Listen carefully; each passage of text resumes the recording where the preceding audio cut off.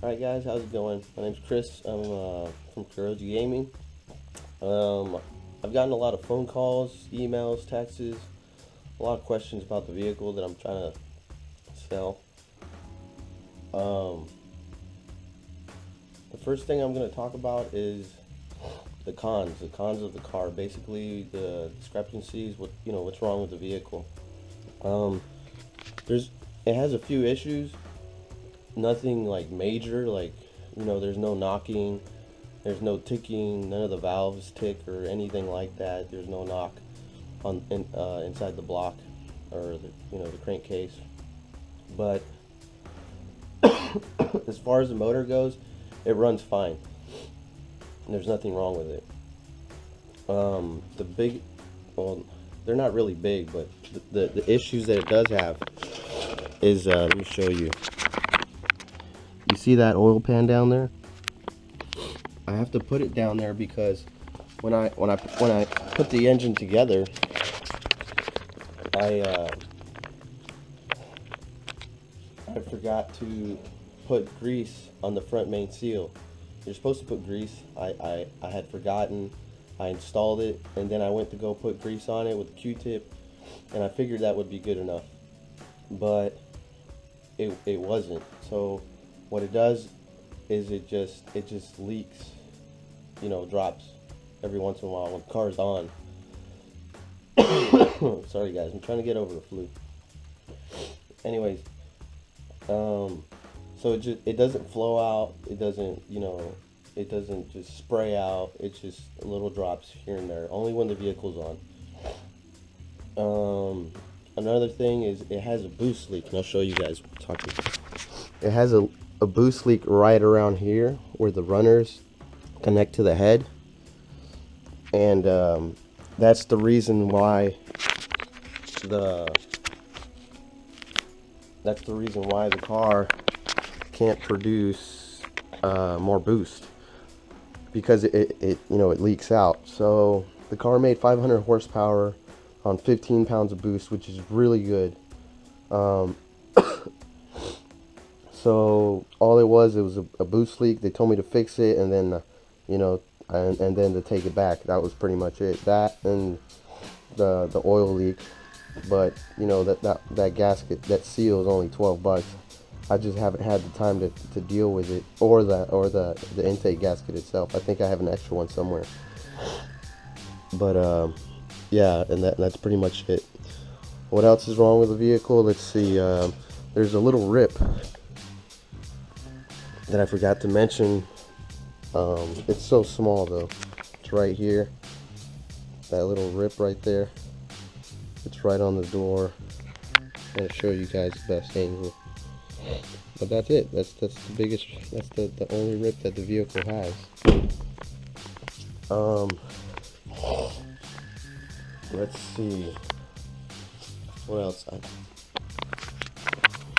The car doesn't show RPMs because I did the TH100 install, so it doesn't show RPMs. I guess when you install it, you have to do like this solder trick on the gauge itself, and then it'll work. If you go to Supra forums, you can actually check it out, and all it is a small wire like this big, and you just solder it with these two little pins, and then bam, the RPM works. I just never got around to it. Excuse me. The power steering, every once in a while you can, like when the car's running, you can hear a chirp. The motor has a little chirp to it, and it's that it's the power steering. It's contaminated. That's what that chirp is. The rear windshield wiper doesn't work. I don't know what to say about that. It just gave out one day, and that was pretty much it. The antenna, the one back here, that one, you can hear the motor running, but for some reason it just doesn't come up. So I'm guessing something just like disconnected in there, and it just doesn't come up. And then also another thing about the vehicle is that there's no shift knob or boot, which I never bought once, so I never installed it. That was pretty much it.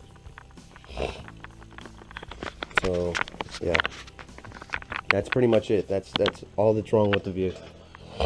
The two biggest issues, I guess you can say, is that the oil leak down below from the front main seal, and that gasket leak, the air leak, which is not that big a deal. I mean, all you gotta do is take all the intake manifold out and install it yourself. Let's see. You know, what would it take to register the car? Yep, the car is parked. It's PNO, which is planned non-operative. So basically, I just paid like 20 bucks to have the car parked, because the reason I did that is because I was building the motor, and I didn't know how long it was going to take. So why keep paying, for the registration and have it smogged if the car doesn't have a motor in it? You know what I'm saying? So I just paid 20 bucks, went to the DMV, and then they just gave me this P&O, and then that was it. So I didn't have to have it smogged or registered. But if you guys wanted to when somebody purchased a vehicle, all you had to have to do is, get the vehicle smogged, and, just like every other car, go to the DMV, get the registration fees, which was $135 when I called, and and just get your own insurance, just like any other car. Okay, another question. Why so much for the car? People keep asking me, why am I asking so much? It's not that I'm asking so much, but Supras in general are just expensive. I mean, even their parts, super expensive. The car has stock suspension. The interior is pretty much stock. I mean, you guys are not seeing, the seats, everything looks pretty stock, except the gauges. The gauges are the only thing that are not stock. And I'll show you what I'm talking about. Okay, this, I had it, when I took it to get dynoed, they wanted me to get a fail-safe, an AEM, so I did, and I just installed it here. Another thing is these two gauges, and these two gauges are you can control them with this remote right here, so you can play, record, you can change the peak, like the peaks of where they go, and basically you can just program it and record some of it. Say you're making a few passes at the track and you want to know what the car's doing, so you just you just push play and record. This wire here is for an iPod, as you can see, iPod. And then this button here, I was actually going to have it installed somewhere around here, because this is the trans brake. You push this and you can launch the vehicle. This switch right here is for the fans.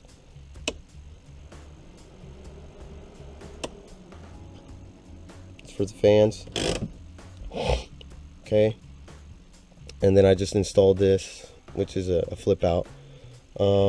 This panel, I got it with the gauges. I still have the original stock one somewhere. And yeah, that's pretty much it. And all it is the gear selector here. But I mean, as far as the interior goes, everything's pretty much stock.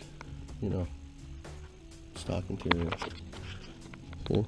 There's nothing crazy. I didn't do anything nuts. Okay, let's move on. I'm trying to hurry to make this video as short as possible. You guys aren't listening to the app all the time. Alright, let's see. Okay, let's talk about the motor. A lot of questions about the motor. Let's see. This is the original GE head, because this whole car was an automatic. It was 1996 Toyota Supra Gen2 GE. That's what this vehicle is. This motor, or this head up here, is also the GE, original GE head. The block down below is the original GE block. The valve train that's inside the head right now is all Ferrera, valve springs and retainer. It's got dual springs. It was a little expensive, but you know, I try to get the best parts that I could. These are the LQ9s. So basically, I was able to remove the distributor, and I got a custom plate made. And then I was able to install the LQ9s, which have their own ignition coil. And the reason I did that, so I can run upgraded cams. These are 272 GSC cams. So basically, they're from the twin turbo Supra cams. You can't run that with a distributor because the gear of the distributor would hit the cams. So what I did is I got rid of that. I had a cam sensor installed in the back, and then there's a crank sensor that was installed to the near the dampener, so that I could run the twin turbo cams. You know, this turbo, let's see, or actually let's talk about the block. The block is original GE block. It has a twin turbo crankshaft. I had it balanced and spun, make sure everything, and mic'd to make sure everything was good. The pistons are CP pistons, Carrillo, and also the rods are CP Carrillo rods. They're basically the best bang for your buck as far as, you know, the combination goes. It's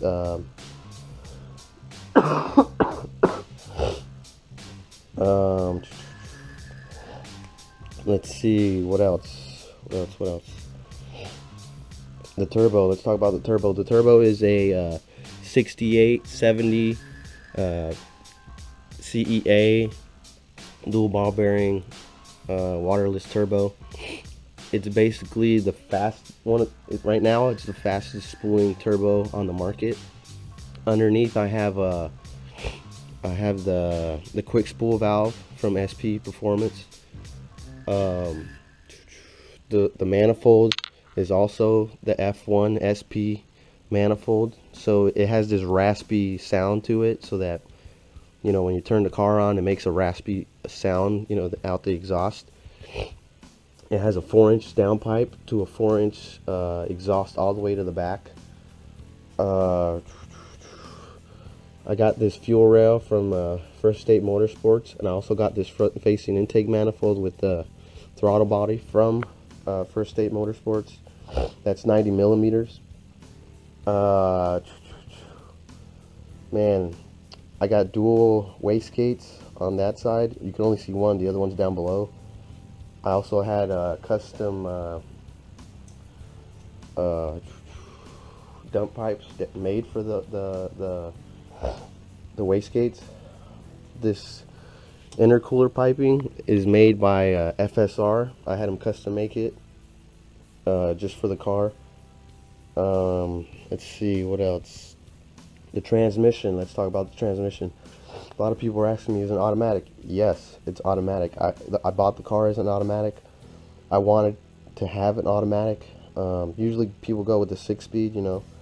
I could have went that route, because that transmission, if you go to, it's a SP400 Stage 2 by Sound Performance. If you go to their website, go to Sound Performance, the transmission alone is excuse me. The transmission alone is about $5,000, and you have to get a converter to hold all that power. So if you buy the converter, it's another $1,800. So inside of my transmission, I got a Neil Chance converter, which, man, I think is a 3200 stall.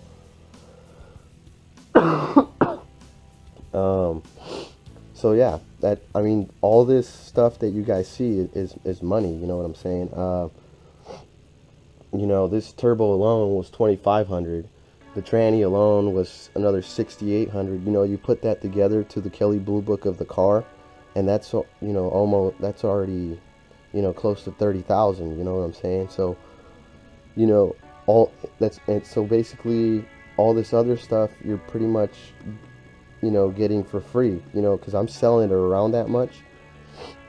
So, you know, say, you know, the value of the car and just the transmission with the turbo, that's already 30 grand. So pretty much all the other stuff you're getting for free. So the vehicle is not that expensive, as far as, you know, what I've actually spent. And that's not even including the labor that I've had to do myself, or I had to pay someone else to do. Because man, it's a lot of work.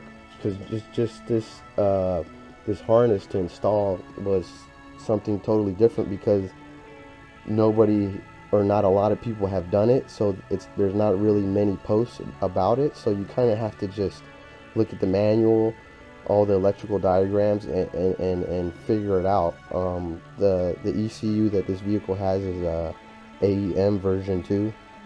So, you know, I had a little bit of help, because I had to call some, you know, people to help me out a little bit, just because I was having a little bit of trouble on a few wires. But for the most part, you know, I had to do myself. Let's see what else. The differential in the back. The differential is from an automatic twin turbo Supra, so it's the bigger differential. I had the TRD LSD installed. That sucker was a little expensive, but man, it's well worth it. You know what I'm saying? The axles are also the bigger axles, the twin turbo axles from a twin turbo Supra. And I beefed it up so that, you know, this motor, you know, that gave the power to the tranny, and then it gave it to the differential. I wanted it all to hold up. You know what I'm saying? The car only, you know, like I said, it made 500 horses on just 15 pounds of boost, and the only reason they didn't go above that is because of that boost leak, and they didn't want to damage the motor. So the car can produce more. I know it can. It's built for it, but the only reason it didn't is because of that gasket leak, which was the biggest issue. You know, you can't really produce power if it's leaking boost. You know what I'm saying? There's a vacuum leak. But yeah, that's pretty much it. You know, I'm not going to explain everything. There's just too much stuff. But if you guys have any questions, you know, if you guys have any questions about my car, leave it in the comments, or text me or email me like you guys have been. But I'm not really going to budge on that price too much. I'm selling it fairly cheap, especially for what I paid, all the stuff that I paid for. I mean, to you guys it might not be that cheap, but if you guys were to go buy a Supra and then install everything that I have, you know, you would understand. Yeah, again, my name's Chris, and thanks for watching. I'll post my mods up again so you guys can take a look at it, and I encourage you guys to look up my parts, look up my parts, and then look at the Kelley Blue Book, and look at the prices of everything, add it together, get a general idea of what it roughly costs to get something like this made. That's not even including the labor. So like I said, I encourage you guys to do that. That way you guys can get a general idea of what I'm, you know, what I'm asking for. That's pretty much it. Thanks, guys.